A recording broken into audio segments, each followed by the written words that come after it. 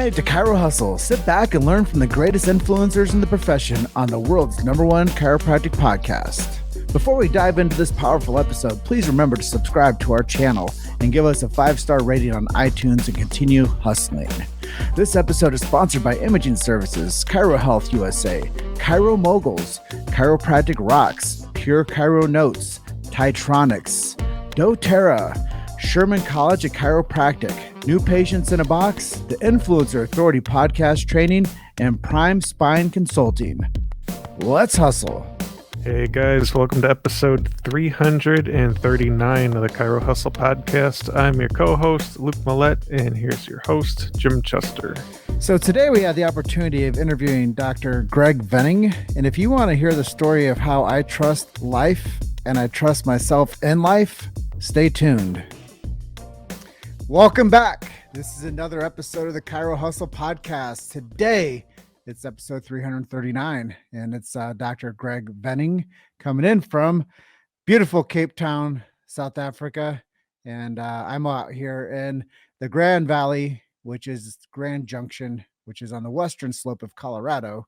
And it's a brilliant day, and really thankful to have Dr. Greg on with me today. I think it's going to be a fascinating show talking about his chiropractic story, and we'll just jump right into this one. Welcome to the show. James, so good to be here. Thank you so much for having me. Yeah, and before we get going, I set some ground rules with people, let them know why we do what we do. We protect free speech in chiropractic. It's essential. We do protect the sacred trust. If you guys don't know what that is, go out there and do a quick search for what the sacred trust is. And yeah, and we support the subluxation based conversations because we believe that historical context is just as valid today as it ever has been. And I believe that that's something very important. Innate intelligence, subluxation, and universal intelligence is a lot of the foundations of why chiropractic is unique, distinct, and non-obvious in the healing world. So, let's just talk about you for a bit. Chiropractor, how long you been at it? I graduated 2005, so it's 16 years. 16 years. It takes 10 years to become a legend, so we're at legendary status. Legend plus. And you got into the chiropractic profession. You said a bit ago that you did a little bit of time over in Scotland. Yes, I did. Let's talk about the matriculator. Because that'll inform a lot of what happened at year one. Was I can remember being at a cricket match. I grew up in Johannesburg, South Africa, and I was at a cricket match. And these cricket matches, Americans don't get it. It can be a 5-day match and you can still have no winner. So there's no overtime, nothing. Like you just end up the draw after 5 days. Makes no sense. Anyway, I remember watching this match and one of our guys was bowling, throwing the ball to the other guy. And I can just remember watching him going, if he could bowl a little faster, well, what would make him bowl faster? Like maybe his arm could go a little bit smoother here or his hips could move better here. And I was a sports nut. I loved sports. And I thought, man, I could make a career out of that. If I could do performance enhancement for sports people, that'd be amazing. That was when I was about 16. And so the obvious thing for me then was like physiotherapy. And I observed a few physios. I was on the table because I was injured a bit. And I got the idea that that wasn't quite what I was looking for. Sports medicine was just coming about here in South Africa, and I listened to a few people and I went and observed a few and I realized, nah, that's not what I'm looking for either. And my dad, who's a veterinarian, he had a client who was a chiropractor and he was talking to her about something. And for some reason, she faxed through, you know, the old fax, the waxy fax paper they used to use. Mm-hmm. So he brings home this piece of paper that has all the subject. Nothing about philosophy, nothing about anything, just the subjects that chiropractors study, from like orthopedics to biomechanics to neurology to all the stuff that they did. And I just went, that's what I need. That's what I want to do. And for me, that was what chiropractic was just this list of subjects that I was going to mesh in and do my own thing with. And so my first job out of varsity was with the South African men's hockey team. I was the medical officer for the South African men's hockey team. I worked in a high performance center up in Pretoria, in South Africa, and worked with some high-level athletes, and very quickly got to the realization that actually mostly what happened in that sports environment wasn't high performance. It was getting injured people back on the field as quickly as possible. And that didn't inspire me. So I slowly came around to this idea of like family wellness. I'd heard this chirped from the edges. We were taught that the subluxation model was not a place to follow at our universities. And family wellness was not a great thing. But I'd met a few chiropractors in my travels and chiropractic students. I was part of the World Congress of Chiropractic Students. And there were these people who didn't have horns, but did the stuff. They spoke about subluxation. They did wellness. And I thought that's a bit weird, but they spoke about family wellness. And when I chatted to them more, it was like, no, that's what I want to do. I want to help everybody get the edge. And I didn't realize it, but the whole way through, what I was chasing through was finding, detecting, and correcting subluxation. That's what it was. That was where my heart and my soul were calling me. I needed my left brain, logical mind to catch up slowly. It only took me, I don't know how many years to catch up with that, 7, 8, 9, 10, 12 years.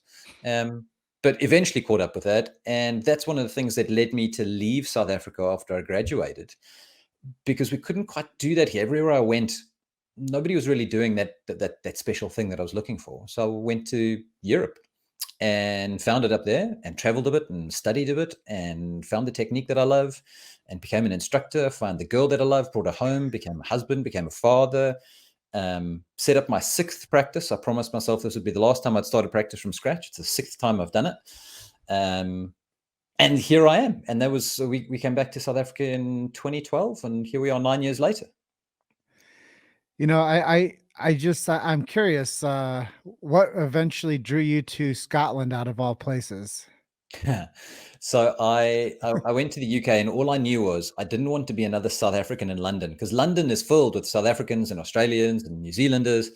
And so I didn't want to be another South African in London. So that was like, I drew a circle around that and a cross on it in my map in my mind. And a friend of mine, an Australian, actually had a job up in Glasgow. At that time, it was probably the biggest collection of clinics. They had 21 practices at their height, a place called Glasgow Chiropractic.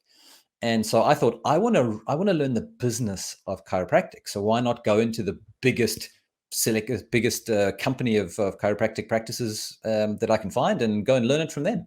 And so that's why I went up there. It was cold. I had 5 winters there. I don't think I had 5 summers, but I learned a hell of a lot. I made some good friends and loved every moment of it. But being back home in the sunshine in South Africa is just the best place to be. And you said that you did some time as an instructor for technique. Yes. Let's jump on that for a bit and talk about the technique and what it was Yeah. like being an instructor. Gorgeous. So I still am an instructor. I'm the instructor for Africa. I'm on the board for the European group. It's called ABC, or Advanced Biostructural Correction, pioneered by a man called Jesse Judkowitz, who's an absolute genius in his kind of way of figuring out of how the human body works. And I practice that exclusively and have been practicing that exclusively for 14 years now. 2010 years when I kind of really took that over. So that's 11 years, but I learned it a little bit before that. I started learning it in 2007, and I looked at a couple of different ways of working with the body, and the stuff we were taught at Varsity was really just a mishmash of all different things. There was no real congruent and coherent framework behind how you find things. It was just about finding stuck things and moving them, and that got some results, but it didn't really satisfy my curiosity. It didn't really give me a direct map or a path. It didn't give me consistent, reproducible results. And so the one that I found that did, I went, cool, I want to know everything I can about this. And so I went on the instructor path, and I love doing it. I'm very aware that no one technique can encompass the complexity of the human body as we know it. However, the masters have come before us, and they've looked at these different avenues into this ecosystem, and they've figured out paths and methods into that. And I didn't feel like being one of those masters, so I thought I'd learn from one of them and take it on.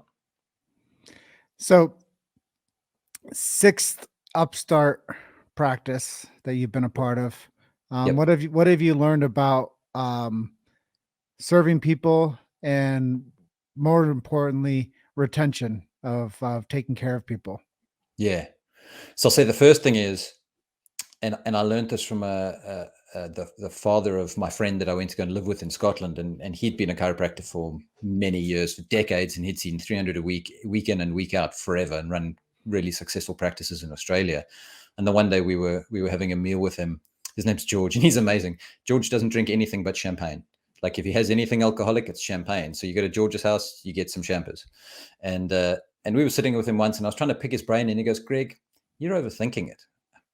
I kind of said, what do you mean, George? And he says, you just got to love him, man. You just got to love him. Love him, be there, serve him. Just do that.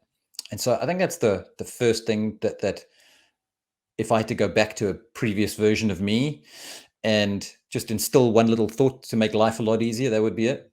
The second one is one person at a time. We often think that building and growing practices, you put out an ad, you do a talk, you do a screening, and you get 50 people in a shot. You might or you might not get that, but even if you do get that, you're still doing it one person at a time.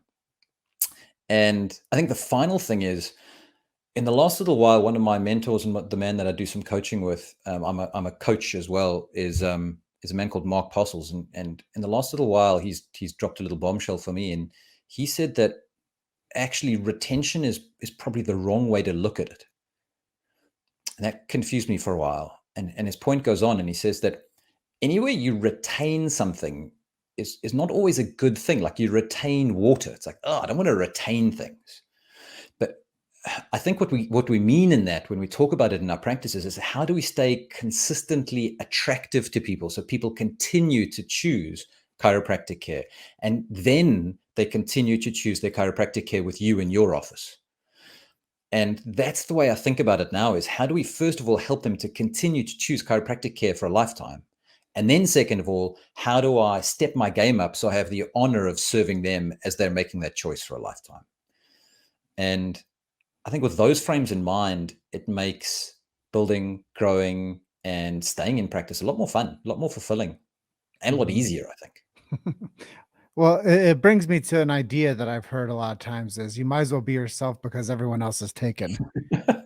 Yeah. Yeah. And that's the type of characters that you get to take care of too. And just because somebody can, work minimal 13 hours a week or 20 hours a week and see 400 people, that's for them, and I think that taking care of people is the fundamental of what a chiropractor does. Whether they take care of them and the first thing they do is you come in and smile face down, or you say, hey, let's get a quick hug, let's check in, see what's going on. There's a lot of synergy as to how you take care of people.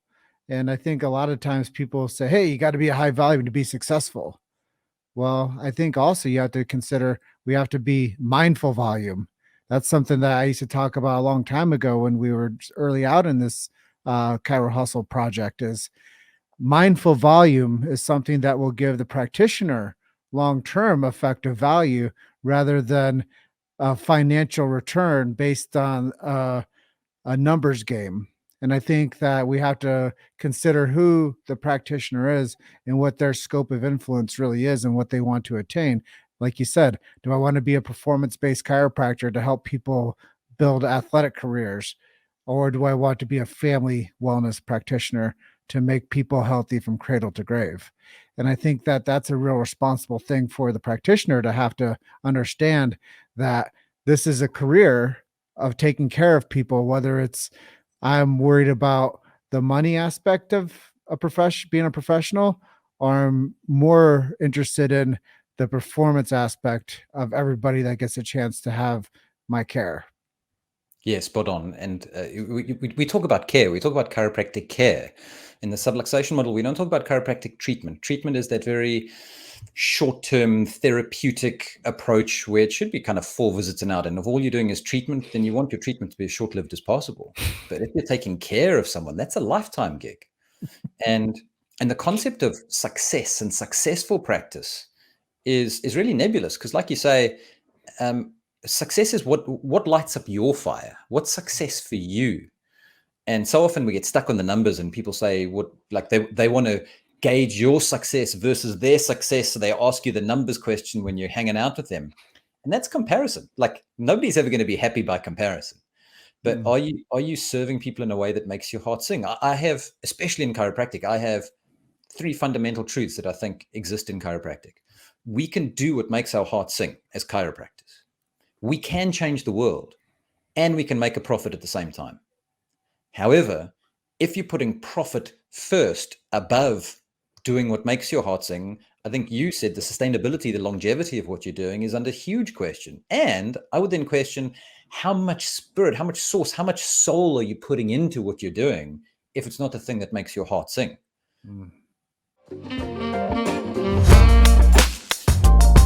You've made it to Chirohustle. Sit back and learn from the greatest influencers in the profession on the world's #1 chiropractic podcast. This episode is sponsored by Imaging Services, Chiro Health USA, Chiro Moguls, Chiropractic Rocks, Pure Chiro Notes, Titronics, doTERRA, Sherman College of Chiropractic, New Patients in a Box, the Influencer Authority Podcast Training, and Prime Spine Consulting. Let's hustle. Yeah. And I really believe that's fundamental on you. That's why I think the most important question of this whole interview process that we do on Chiro Hustle is, what is your story? Yeah. Because every practitioner has a different story that makes them unique. And I've said this since I was 16 years old. I don't care what house you live in, what car you drive, how big the ring is on the woman's hand that you're with. What matters is the person that has the best story. That's the most valuable person in any room you'll ever be in. And I think that that's a fundamental truth, is even in the old camps of life, the old wise men, that's where people would go to get the real truth. The medicine man, that's where people would go to get the performance of healing.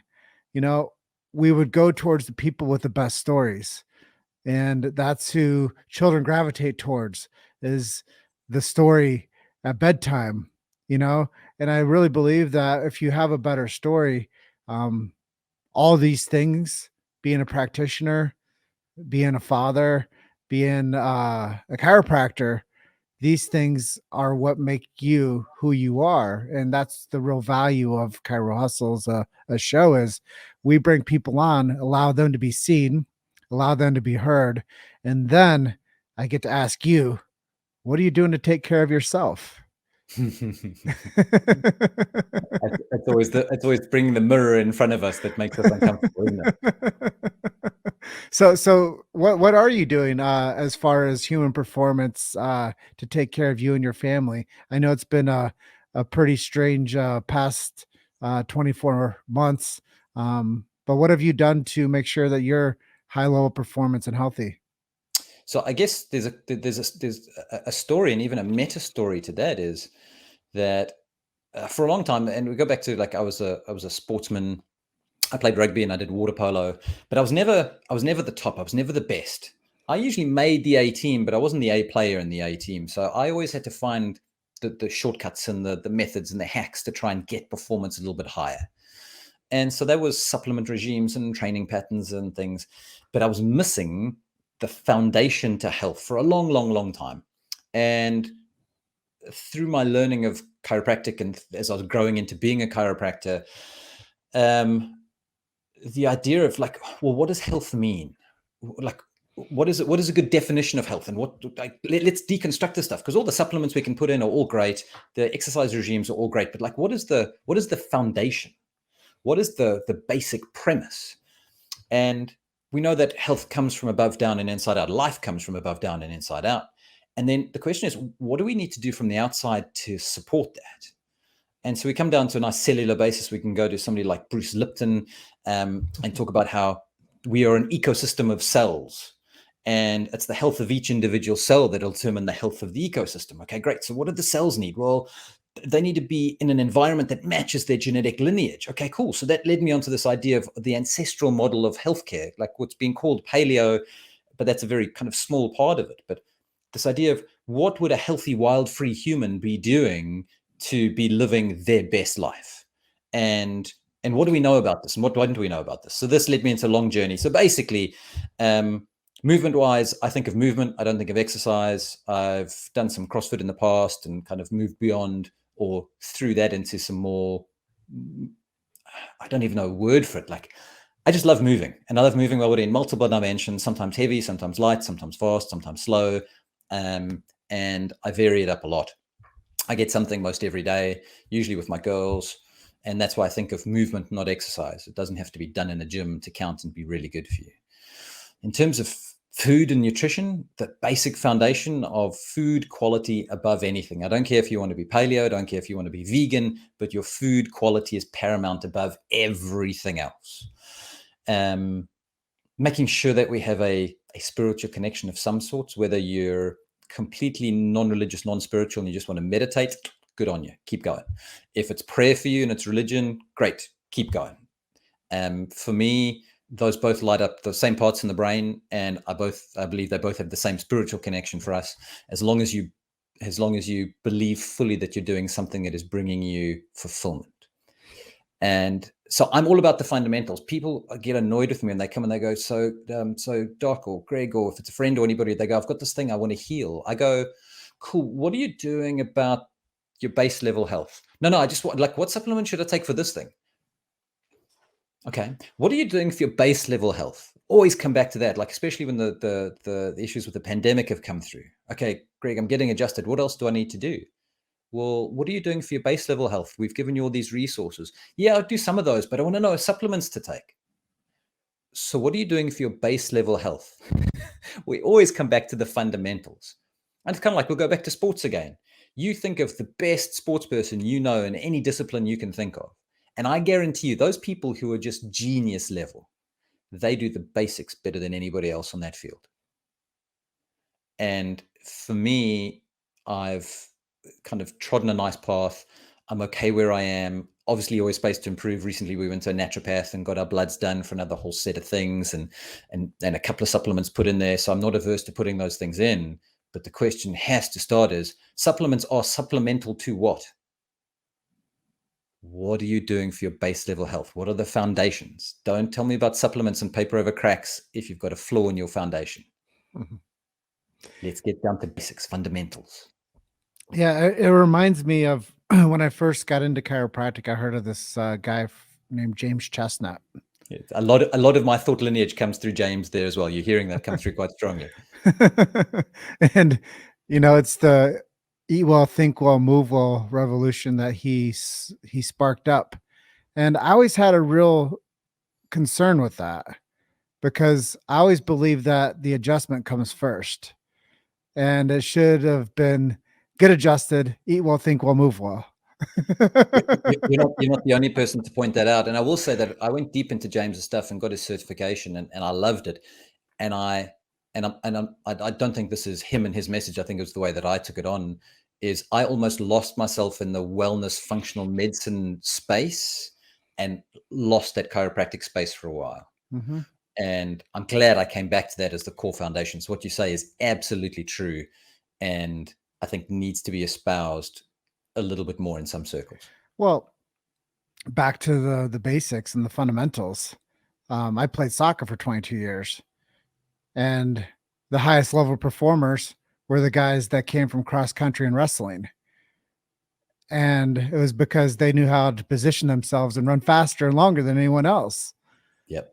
And that's what you need in order to have athletic excellence. Is you have to have multidisciplinary ability to play well with your lungs and your physicality. And I believe that when you understand that the adjustment's primary, and then we can talk about these other things that really do matter for baseline health. As you said, what are you doing for baseline health? Well, I believe that adjustment first, adjustment second, adjustment third, adjustment fourth, adjustment with diet fifth, adjustment with fitness sixth, adjustment with mental clarity seventh, adjustment with injury eighth, adjustment with drugs 9, adjustment with surgery 10. Always include the adjustment.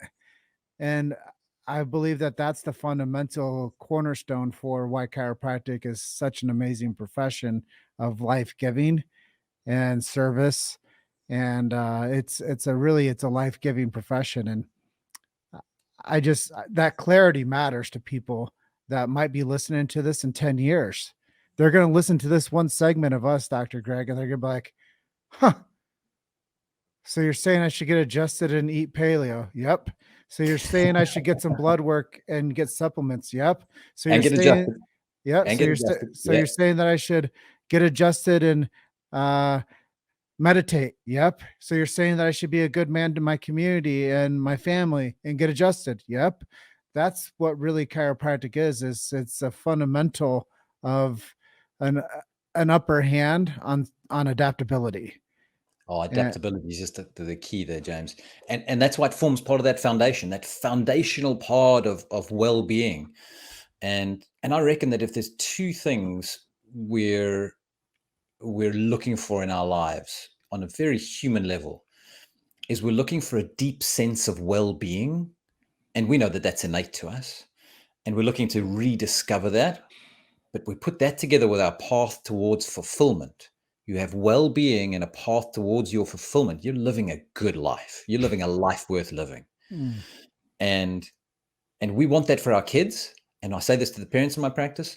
There is no universe that exists where you can give that to your kids where you're not on the path yourself. Well-being and fulfillment.